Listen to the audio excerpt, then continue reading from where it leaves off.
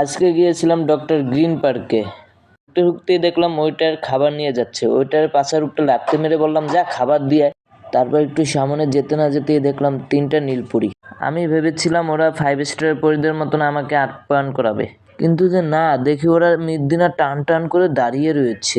কার জন্য জানি ওরা অপেক্ষা করছে। তারপর একটু সামনে এসেই দেখলাম এই যে বাচ্চারা দোলনা খাচ্ছে। এর ফাঁকেই আমি একটু প্রকৃতির ভিউ দেখিয়ে নিলাম।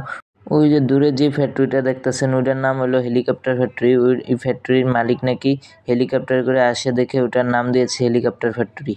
ভাবছিলাম কিছু অর্ডার দেবো, কিন্তু পার্কের খাওয়ানোর মান এতটাই খারাপ যে কি বলবো ভাই, খালি ফুচকাটাই খাওয়া যাবে। এই জন্য আর কিছু খেলাম না, আস্তে করে বেরিয়ে এলাম।